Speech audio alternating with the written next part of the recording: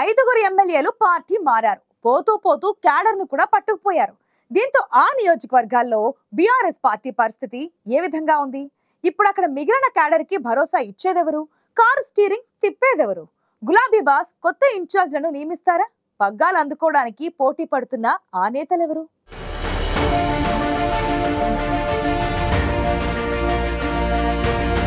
పదేళ్లు రాష్ట్రంలో అధికారం చెలాయించిన బీఆర్ఎస్ ఇప్పుడు ఎప్పుడూ లేనంత గడ్డు పరిస్థితిని ఎదుర్కొంటోంది. ఎమ్మెల్యేలు ఒక్కొక్కరిగా పార్టీని వీడుతున్నారు. దీంతో బీఆర్ఎస్ అధిష్టానం డైలమాలో పడింది.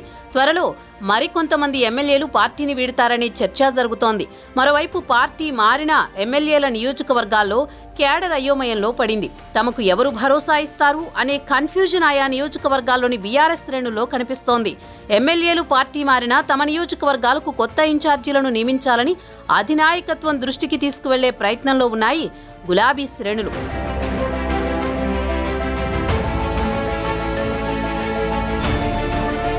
బీఆర్ఎస్ పార్టీ నుంచి ఇప్పటిదాకా ఐదుగురు సిట్టింగ్ ఎమ్మెల్యేలు కాంగ్రెస్ పార్టీలో చేరారు. Station Ghanpur MLA Kadiyam Srihari, Khairatabad MLA Danam Nagender, Bhadrachalam MLA Tellam Venkatrao, Banswada MLA Pocharam Srinivasa Reddy, తాజాగా జగిత్యాల ఎమ్మెల్యే సంజయ్ కుమార్ బీఆర్ఎస్ పార్టీని వీడి కాంగ్రెస్ పార్టీలో చేరారు.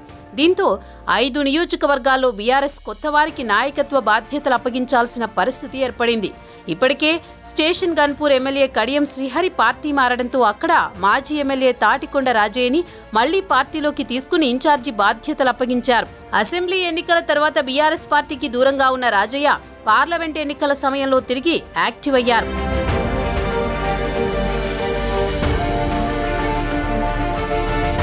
ఉమ్మడి ఖమ్మం జిల్లాలోని 10 అసెంబ్లీ స్థానాల్లో బీఆర్ఎస్ గెలిచిన ఏకైక సీటు భద్రాచలం. అక్కడి నుంచి ఎమ్మెల్యేగా గెలిచిన తెల్లం వెంకట్రావు కూడా కాంగ్రెస్ పార్టీలో చేరారు.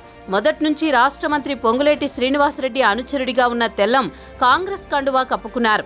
దీంతో భద్రాచలం నియోజకవర్గంలో బీఆర్ఎస్ పార్టీని లీడ్ చేసే నాయకత్వం కరువైంది. పార్లమెంట్ ఎన్నికల సమయంలో 10 మంది నేతలతో భద్రాచలం నియోజకవర్గ సమన్వయ కమిటీని ఏర్పాటు చేశారు. అందులో చాలా మంది పార్లమెంట్ ఎన్నికల తర్వాత కాంగ్రెస్ పార్టీలో చేరారు. దీంతో ఇప్పటి వరకు భద్రాచలం నియోజకవర్గ ఇన్ఛార్జిని బీఆర్ఎస్ నియమించలేదు.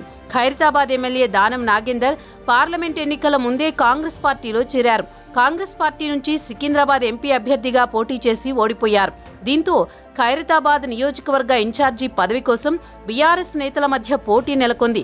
మాజీ incharge Manne Govardhan Reddy, Dasoju Sravan, Jubilee Hills corporator Veldanda Venkatesh Khairatabad incharge రేసులో ఉన్నారు.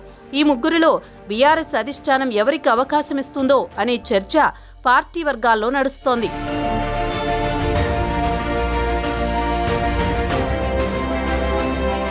బాన్సువాడ బీఆర్ఎస్ ఎమ్మెల్యే పోచారం శ్రీనివాసరెడ్డి తాజాగా కాంగ్రెస్ పార్టీలో చేరారు. దీంతో అక్కడ బీఆర్ఎస్ పార్టీకి నాయకత్వం లేకుండా పోయింది.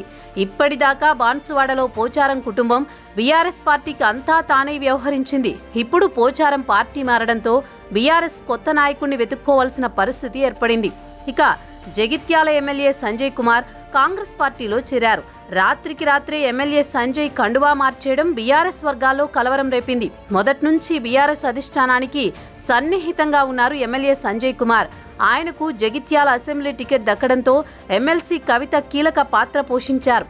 ఇప్పుడు సంజయ్ పార్టీ మారడాన్ని గులాబీ పార్టీ అధిష్టానం జీర్ణించుకోలేకపోతున్నట్లు చర్చ జరుగుతోంది. సిట్టింగ్ ఎమ్మెల్యే పార్టీ మారడంతో స్థానిక సంస్థల ఎమ్మెల్సీగా ఉన్న ఎల్ రమణను జగిత్యాల ఇన్ఛార్జిగా నియమిస్తారని టాక్ వినిపిస్తోంది. ఉమ్మడి రాష్ట్రంలో ఎల్ రమణ జగిత్యాల ఎమ్మెల్యేగా గెలిచారు.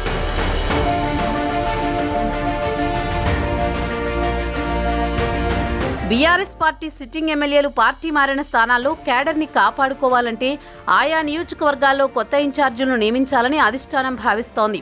మరి పార్టీ మారిన ఎమ్మెల్యేల స్థానాల్లో కొత్త ఇన్ఛార్జీలుగా అధిష్టానం ఎవరికి అవకాశం ఇస్తుందో చూడాలి.